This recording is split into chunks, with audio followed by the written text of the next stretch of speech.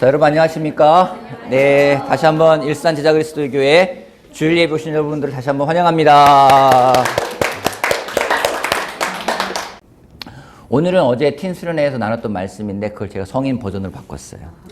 바꿔가지고 같이 이야기 나누려고 하는데 오늘 말씀의 제목은요, 예수님께 다가간 사람에서 오늘 삭개오 이야기를 한번 해보도록 하겠습니다. 삭개오 얘기를 해보려고 했습니다. 오늘의 주인공입니다. 누가복음 19장 1절에서 3절 말씀을 한번 읽어보도록 할게요. 누가복음 19장 1절에서 3절 제가 읽어보겠습니다. 예수께서 여리고에 들어가 지나가고 계셨다. 삭개오라고 하는 사람이 거기에 있었다. 그는 세관장이었고 부자였다. 삭개오는 예수가 어떤 사람인지 보려고 애썼으나 무리에게 가려서 예수를 볼 수 없었다. 그가 키가 작기 때문이다. 누가복음 19장에 삭개오라는 사람이 등장을 하게 됩니다. 여러분, 삭개오에 대해서 알 수 있는 것들이 몇 가지가 있어요. 그죠? 첫 번째는요, 삭개오, 이름은 삭개오. 그래서 문제, 삭개오라는 이름의 의미가 무엇일까요? 오, 의로운 자. 어제 제가 이거 틴 아이들한테 문제를 냈는데 틴 아이들 가운데서 맞힌 사람이 없었어요. 막 유도신문 했는데 딴 사람 맞추더라고요. 의로운 자라는 그 의미입니다. 깨끗한 사람, 의로운 자라는 의미를 갖고 있는 게 삭개오의 이름의 의미입니다. 이 사람의 직업은 세리장이었습니다. 세금을 거두는 사람이었고 이 사람이 사는 곳은 여리고, 나이는 한 40대에서 50대 정도로 추정을 하고 있습니다. 특징은요, 키가 작아요. 또 다른 특징은 뭡니까? 부자라는 게 이 사람의 특징입니다. 이 사람은 여러분 잘 아는 것처럼 그 당시에 직업이 무엇이었는지 세금을 거두는 일을 하는 세리장이었습니다. 당시에 이스라엘은 로마의 식민지로 있었는데 그 세금을 거두는 일을 하는 사람들은 이스라엘 사람들에게는 좋은 사람들이 아니었어요. 그 사람들은 많은 사람들에게 지탄을 받는 대상이었고 그 당시에 딱 두 부류를 가장 안 좋은 죄인으로 취급했는데 첫 번째 부류가 누구냐면 몸을 파는 창녀, 두 번째가 세리. 이 두 사람을 굉장히 안 좋게 보고 있습니다. 왜냐하면 아시겠지만 이 세리들은 세금을 거두는데 세금을 거둬 로마 정부에 갖다 바칩니다. 근데 로마 정부에서 정해준 세율을 바치는 게 아니라 로마 정부에서 50을 원하면 이 사람들은 50만 내고 나머지 걷는 건 자기네들이 갖는 거예요. 100을 할 수도 있고 200을 할 수도 있는 거예요. 그래서 사람들은 이 사람들을 좋아하지 않았습니다. 마치 우리나라가 일제 지배하에 있을 때 정말 일제의 어떤 앞잡이가 되어서 우리나라 민족들을 괴롭혔던 그런 친일파 사람들보다도 더 악랄한 사람들이 이 사람들이 아니었을까 생각을 합니다. 삭개오는 부자였어요. 그래서 사람들이 이렇게 부릅니다. 누가복음 19장 7절 말씀 같이 한번 소리내서 한번 읽어주시겠습니까? 그런데 시작. 그런데 사람들이 들어서 모두 수군거리며 말하되 그가 죄인 집에 들어갔다. 나중에 보겠지만 예수님이 삭개오의 집에 들어갔을 때 그 삭개오의 집을 뭐라고 했냐면 죄인의 집이라고 이야기를 했습니다. 사람들은 삭개오를 죄인이라고 취급을 했어요. 영혼을 팔아먹는 사람이다 라는 이야기를 했습니다. 세리가 그런 사람들인데 그 세리의 장이에요. 오죽하겠습니까? 또 외모로 보면요, 삭개오는 키가 작았다고 합니다. 그죠? 동서양을 막론하고 예나 지금이나 키가 작은 거는 사람들에게 좀 컴플렉스인 것 같아요. 근데 삭개오의 키가 어느 정도로 작았냐면 학자들에 의하면 그의 키가 거의 난쟁이 수준이었다라고 합니다. 그냥 좀 작은 게 아니라 아주 작은 거예요. 사람들이 비웃을 정도로 작은 키를 가졌습니다. 한번 여러분 이런 부분을 종합해 봅시다. 사람들은 삭개오에 대해서 뭐라고 합니까? 죄인이라고 얘기를 해요. 어쩌면 동족의 피를 빨아먹는 나쁜 놈이라고 이야기를 합니다. 또 그는요, 키가 작습니다. 부자입니다. 돈은 있습니다. 또 힘도 있어요. 근데 컴플렉스도 있고 사람들로부터 외면을 당합니다. 열등감 되게 심했을 것 같아요. 그죠? 열등감도 심하고 어쩌면 친구도 없었을 것 같고 사람들에게 인정도 못 받고 그러다 보니까 더 자기 자신을 딱딱하게 만들어가지 않았을까 그런 상상을 하게 됩니다. 그런 어느 날 사건이 발생합니다. 예수라는 사람이 자기가 살고 있는 동네에 온다라는 소식이 들린 거예요. 아, 예수가 왔대. 소식이 들립니다. 아마 전부터 예수라는 사람에 대해서 삭개오는 알고 있었을 것입니다. 워낙에 정보력이 갖고 있는 사람이니까 알고 있었겠죠. 어떤 얘기를 들었을까요? 예수님에 대해서. 여러 가지 이야기를 듣겠죠. 죄인들과 함께한다. 또요. 병자를 고친다. 기적을 일으킨다. 또 하나님 말씀을 전한다. 많은 말들이 있었겠지만은 삭개오가 예수라는 사람을 내가 좀 만나보고 싶어 라는 생각이 들었어요. 그 가장 큰 그 동기를 부여했던 이유는 뭘까요? 뭘까요? 모든 사람 만나주신다. 소외된 사람 만나주신다. 아마 제 생각에는 삭개오가 예수님을 만나고 싶었던 가장 큰 이유는 예수님의 제자 가운데 자기와 똑같은 직업을 가진 사람이 있대더라. 야, 예수라는 사람이 있는데 그 사람 제자 12명 가운데 사도를 세운 가운데 한 사람이 세리였대. 이거 얼마나 솔깃하겠습니까? 그렇지 않습니까? 자기는 사람들부터 외면받는데 자기가 똑같은 직업을 가지고 있었던 한 사람을 예수님이 친구를 넘어서 제자로 사도로 삼아주신 겁니다. 아마 그것이 예수님을 보고 싶었던 가장 큰 이유가 아닐까 저는 생각을 하게 됩니다. 근데 보고 싶었어요. 근데 키가 작아요. 그죠? 그래서 그가 올라간 것은 바로 뽕나무라고 되어 있습니다. 19장 4절. 그래서 그는 예수를 보려고 앞서 달려가서 뽕나무에 올라갔다. 예수께서 거리를 지나가실 것이기 때문이었다. 이게 참 머리가 좋아요, 사람이. 그죠? 예수님이 동선을 미리 파악한 거예요. 그래서 미리 저기를 지나가겠구나 싶어가지고 거기에 있는 뽕나무에 올라가는데 정확한 이게 그 이스라엘에 있는 삭개오가 올라갔을 것으로 추정되는 뽕나무입니다. 이런 나무였을 것이다. 이 나무였을 것이다. 정확하기로는 이 나무의 이름은 돌무화과 나무라고 하죠. 돌무화과 나무. 아마 그래서 이런 모습으로 올라가 있었던 것 같아요. 올라가서 예수님이 어디 있는가 보려고 했는데 참 키도 작게 잘 그린 것 같아요, 그림이. 자, 근데 굉장히 놀라운 일이 벌어집니다. 어떤 일이 벌어지죠? 19장 5절 말씀 한번 읽어봅시다. 예수께서, 자, 같이 볼게요. 시작. 예수께서 돌에 들어서 쳐다보시고 그에게 말씀하셨다. 삭개오야, 어서 내려와라. 오늘 내가 네 집에서 보아야 하겠다. 말씀 보면서 되게 여러분 의아한 게 있지 않습니까? 저 보면서 야, 저거 좀 되게 신기하다, 좀 의아하다라고 생각되는 게 어떤 게 있습니까? 이름도 알아요. 그죠? 삭개오를 서로 만난 적이 없어요. 근데 예수님이 지나가다가 나무에 딱 있는 사람 보면서 삭개오야, 삭개오 부른 거예요. 그죠? 내려오래요. 그리고 내가 오늘 너희 집에 묵어야 되겠다. 내가 당신 집에 오늘 가야 되겠습니다. 얘기를 하는 거예요. 삭개오가 어떻게 반응해요? 좋아라면 내려오는 거예요. 막 급히 내려왔다고 돼 있어요. 뛰어내렸겠죠 아마. 되게 신기하지 않습니까, 여러분? 예수님이 삭개오를 어떻게 알았을까요? 서로 모르잖아요. 저는 이 말씀을 보면서 참 되게 감동적이었고 감사했던 게 뭐냐면 예수님이 여리고에 오신 목적은 삭개오를 만나기 위함이었구나라는 생각이 들었어요. 여러분, 예수님이 그 사마리아에 있는 그 수가성이라는 곳을 지나가지 않습니까? 왜 지나가셨을까요? 거기에서 우물가에 있는 여인을 만나기 위해서. 그 한 명을 만나기 위해서. 여리고라는 도시가 굉장히 큰 도시고 되게 무역이 성행했기 때문에 잘 사는 동네였었어요. 많은 사람들이 있었는데 예수님이 거길 왜 가셨을까? 삭개오라는 사람 한 사람을 만나기 위해서. 예수님이 그런 분이세요. 예수님은 한 명을 만나기 위해서 가십니다. 되게 좀 비효율적이지 않아요?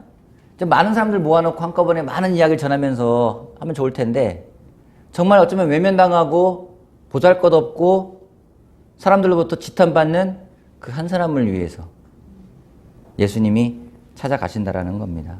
우리 예수님이 그런 분이세요.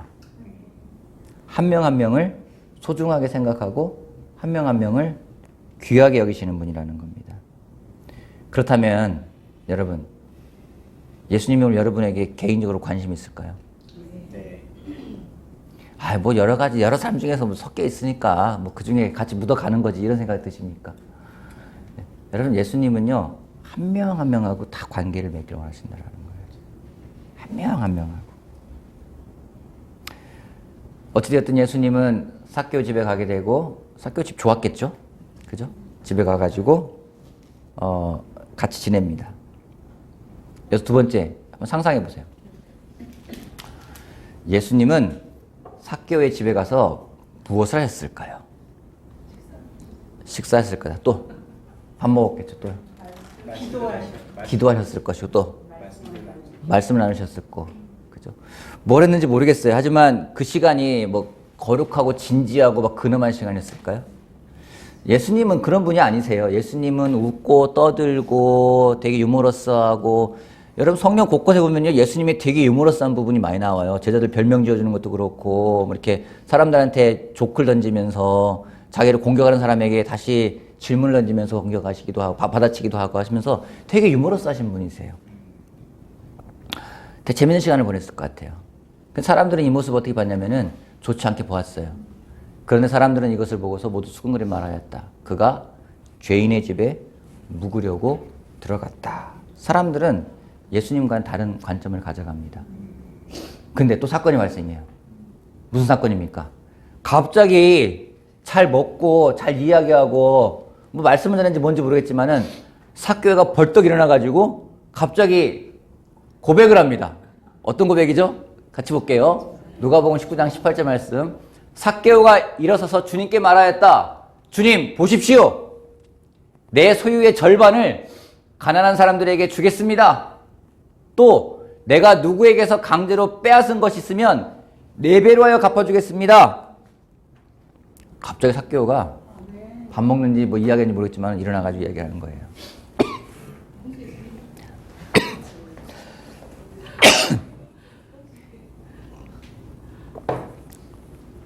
뭐라고 하는지 내 소유의 절반을 가난한 사람에게 나눠주겠대요. 대단하죠. 그리고 또 이야기합니다. 내가 누구에게서 강제로 빼앗은 것이 있으면 4배로 하여 갚아주겠습니다. 여러분, 이 말은 가정법이죠? 그죠? 내가 누구에게서 강제로 빼앗은 것이 있으면, 이걸 보면서 어떤 사람들은 그래요. 삭개오가 떳떳했구나. 그죠? 근데 원래 원문을 보게 되면은요, 가정법이 아니에요. 내가 부당하게 취한 것에 대해서 본래의 주인에게 확실하게 무엇이나 돌려주겠다라는 뜻이에요. 과거형으로 돼 있어요. 그렇게 하겠다라는 겁니다.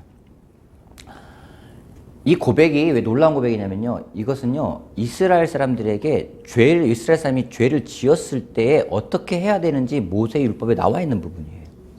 출애굽기 22장에 나와 있습니다. 한번 읽어볼게요. 어떤 사람이 같이 한번 해볼게요. 시작. 어떤 사람이 양을 도둑질하여 그것을 잡아가면 그는 소원하려면 도둑쳤으므로 양 한 마리에는 양 4마리로 갚아야 한다. 자, 여기서 왜 양은 4마리로 갚고 손 5마리로 갚았을까요? 갚으라고 했을까요? 왜 양은 4마리고 손은 왜 5마리예요? 자, 한번 생각해 봅시다. 한번.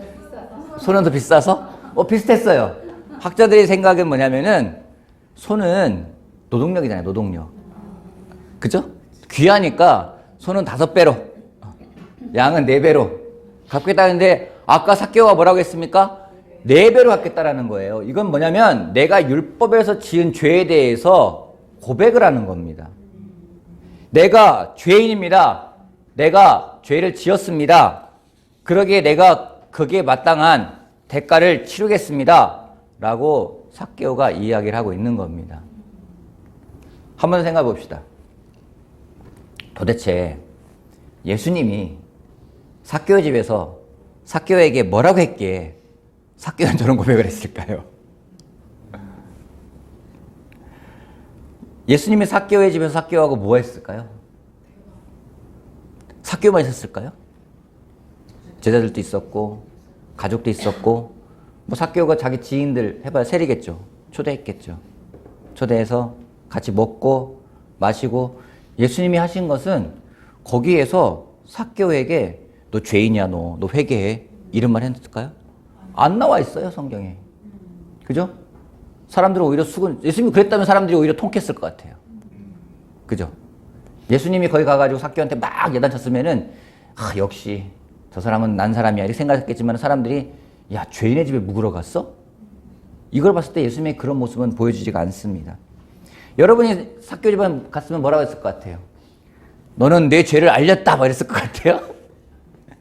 어쩜 조말 타이러스 모르겠어요. 삭개오 좀 마음을 돌이켜봐. 네가 하는 게 지금 무슨 짓이냐. 같은 민족에 뒤통수나 치면서 이거 너무 안 좋은 거 아니겠어? 아니면 그런 말 있을 거 아니겠어요? 너 부자지만 사람들이 너 친구를 안 사귀잖아. 거긴 다 이유가 있는 거야. 너한테 뭔가 문제가 있기 때문에 그런 거야. 네 문제가 뭔 거 같아. 뭐 이렇게 하지 않았겠습니까? 근데 예수님은요. 호통치지 않았어요.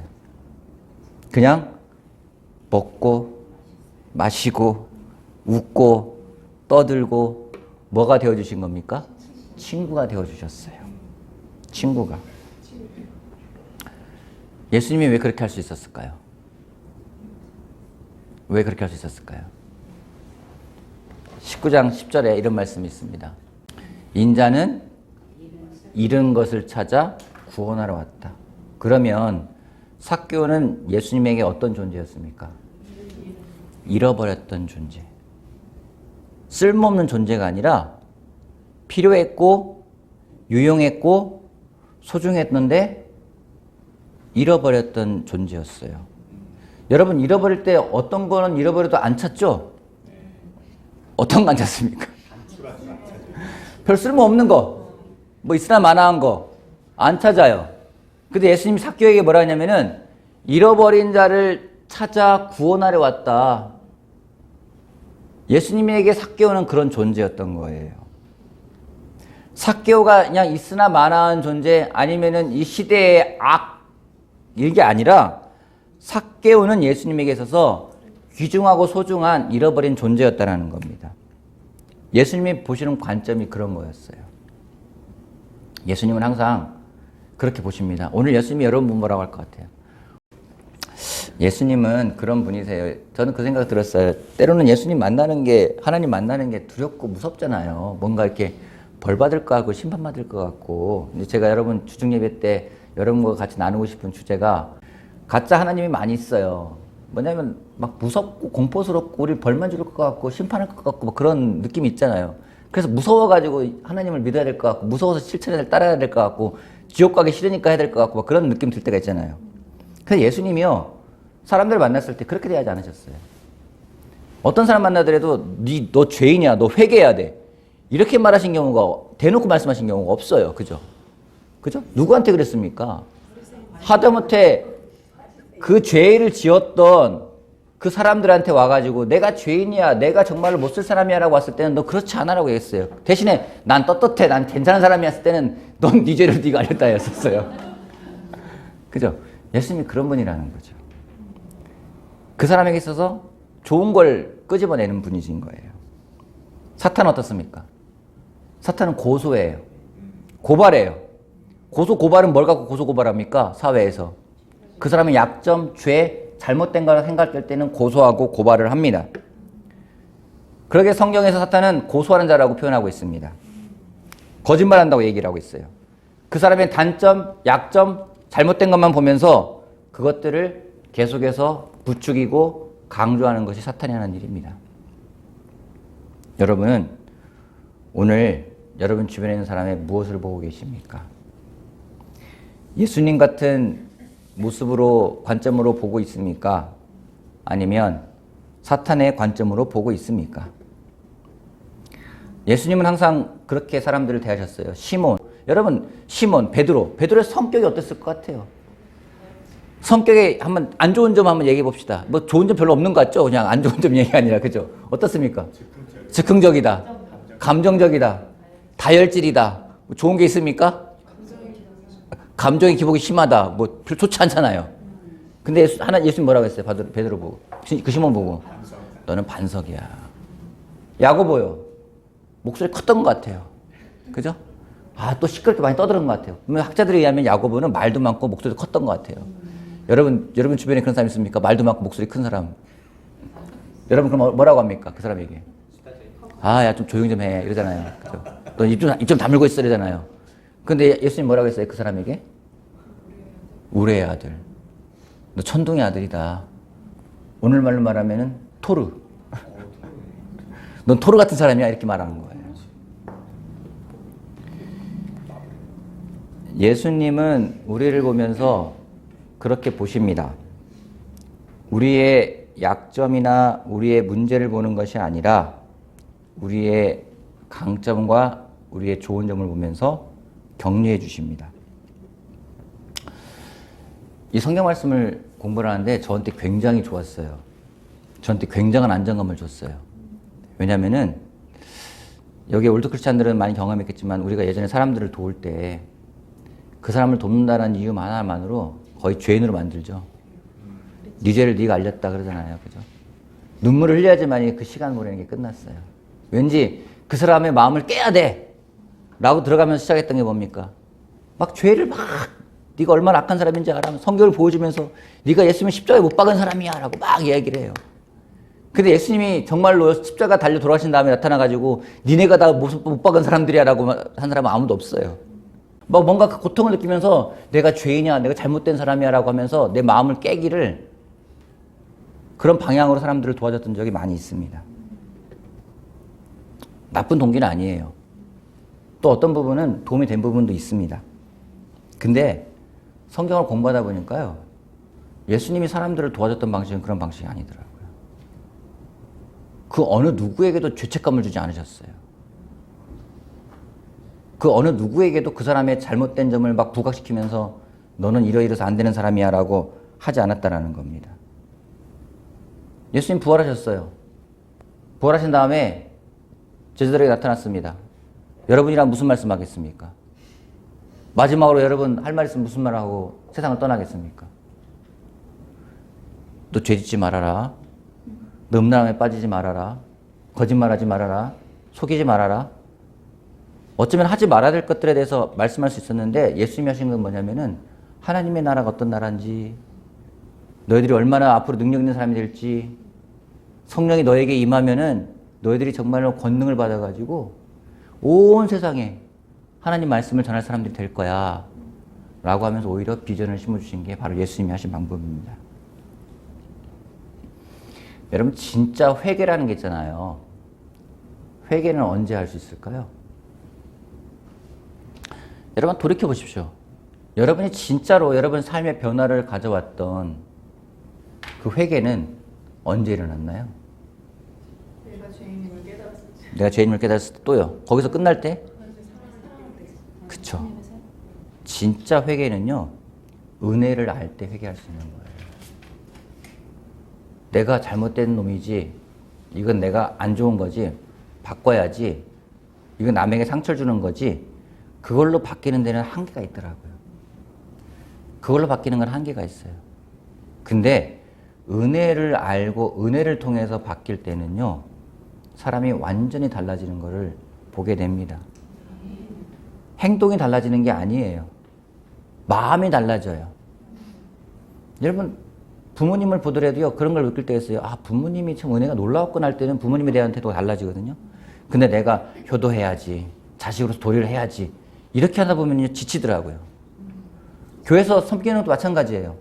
그래, 내가 제자로서 이런 도리를 해야지, 뭔가 해야만 된다는 의무감을 할 때는 지치고 나중에는 쓴마음이 생기고 사탄이 그 마음을 공격을 해요. 근데 진짜 하나님의 은혜를 알고 내가 받은 은혜가 너무 감사하고 고마울 때 할 때 행동은요, 지치지도 않아요. 그게 진짜 회개라는 겁니다. 예수님은 삭개오에게 은혜를 베푸셨습니다. 제가 믿기로 그 은혜가, 그 자비가 삭개오에게 저런 회개의 고백을 이끌어내는 가장 큰 결정적인 요인이 아니었나 생각을 하게 됩니다. 오늘 우리도 그걸 기억했으면 좋겠어요. 그 예수님의 그 은혜, 하나님의 사랑, 하나님의 어떤 심판, 하나님의 어떤 두려움, 벌받을 것 같은 그런 마음이 아니라 하나님의 은혜를 기억한다면 우리 또한 진짜 변화될 수 있는 삶이 되지 않을까 생각을 하게 됩니다. 두 번째, 삭개오가 변할 수 있었던 또 다른 이유가 하나 있다면요, 저는 예수님에게 가까이 다가간 그의 태도에서 찾을 수 있다고 생각을 합니다. 티나이들한테 물어봤어요. 올해 내가 몇 살 된 것 같으냐. 티나이들의 말이 참 격려가 됐습니다. 45부터 시작해가지고 최고로 많이 본 게 49까지 보더라고요. 42도 나왔어요. 그래서 참 애들의 눈은 속일 수가 없는 거구나. 진실된 눈 아니겠습니까? 저는 강요하지도 않았습니다. 그냥 제가 삼촌 몇 살로 보이냐니까 딱 뭐 42이요, 45이요, 47이요 이렇게 나왔습니다. 참 애들한테 솔직하잖아요, 그죠? 예.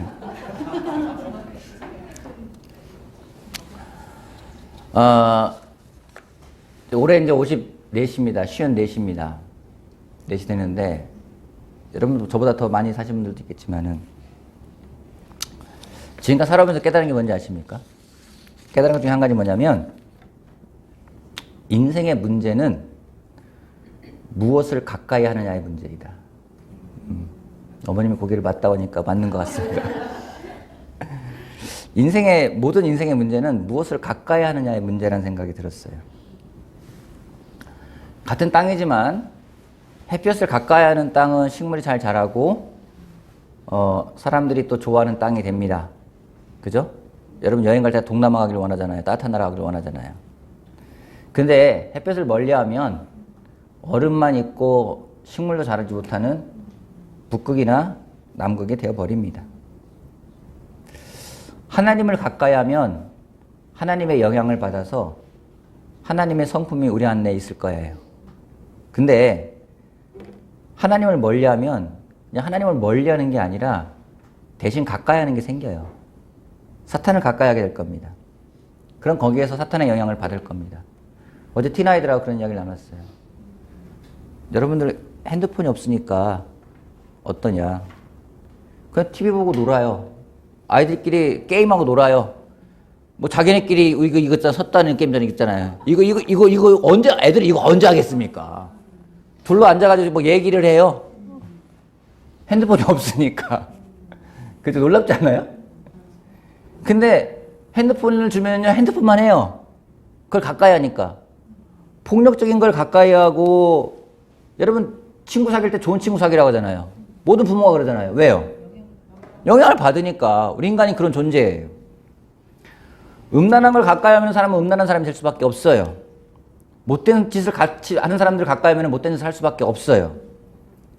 대신에 좋은 사람, 좋은 친구, 좋은 책을 가까이 하면 그로부터 받는 영향이 분명히 있습니다. 사람은 가까이 하는 것에 영향을 받게 됩니다. 삭개오가 예수님에게 가까이 갔어요. 그게 놀라운 거예요. 어떻게든 가까이 갔어요. 근데 성경을 보면은요, 어떻게든 예수님에게 가까이 갔던 사람들은 다 변화를 경험했어요. 12년간 피 흘리는 여자도 어떻게든지 간에 군중을 뚫고 예수님에게 가까이 갔어요. 눈이 먼 소경들이 다윗의 자손 예수여라고 그들이 예수님에게 부르짖으면서 어떻게든 가까이 갈 노력을 했어요. 병든 사람들이 나를 불쌍히 여겨주십시오 하면서 어떻게든 군중들이 뭐라고 나무라건 뭐하건 어떻게든 어텐션을 끌려고 노력을 했어요. 그 가까이 갔을 때에 변화가 일어났거든요. 오늘 여러분은 무엇을 가까이 하고 있습니까? 이렇게 물어보고 싶어요. 여러분 하나님을 가까이 하고 싶습니까? 네. 어떻게 하면 될까요? 또 다른 방법. 한번 역발상을 한번 해보세요. 어떻게만 하나님께 가까이 갈 수 있을까? 하나님 말고 내가 가까이 하는 것들을 멀리. 맞아요. 하나님에게 가까이 가게끔 방해하는 것들을 제거하면 되는 거예요. 그럼 자연적으로 하나님에게 갑니다. 왜냐하면 인간은 뭐든가에게 가까이 가게 돼 있어요. 여러분 삶에 있어서 하나님에게 가까이 가는 것들을 방해하는 것이 무엇인지를 한번 적어보고 그것들을 멀리해 보십시오. 그것만으로도 효과가 있을 겁니다. 삭개오는 예수님에게 가까이 갔습니다. 가고자 하는 마음이 있었고 노력을 했습니다. 여러분 40대 중반에 어쩌면 50대 초반에 아저씨가 키 작은 아저씨가 한 130, 40 정도 되는 아저씨가 나무에 올라가는 모습이 얼마나 우스꽝스럽겠어요. 근데 그는 모든 체면을 버리고 예수님에게 가까이 가기 위해서 노력을 했습니다. 그게 키였어요. 그것이 삭개오가 변화되는 시작이었습니다. 여러분 예수님을 닮아가고 싶습니까? 그 예수님께 가까이 가십시오. 가까이 가십시오. 무엇이 되고 싶으면 되게끔 하는 것에 가까이 가면 돼요. 좋은 제자가 되고 싶으면 좋은 제자랑 가까이 하십시오. 좋은 제자라는 게 없죠. 정말 예수님을 따르는 제자가 되고 싶으면 예수님을 잘 따르는 사람들과 함께 하십시오. 또 예수님께 가까이 가십시오. 저는 올해 우리가 정말 주님께 가까이 가자고 결정을 했는데 어떤 일이 벌어질까 너무 기대가 돼요. 우리 한 명 한 명이 하나님에게 가까이 갔을 때 시간이 지나서 제가 하나 약속할게요. 하나님께 가까이 간다면 여러분은 여러분이 기대하는 것 이상으로 상상을 뛰어넘는 변화가 있을 겁니다. 그런 축복이 여러분에게 함께하길 바라며 하나님께 더욱더 가까이 가는 한 명 한 명이 되기를 바라겠습니다. 말씀 마치겠습니다.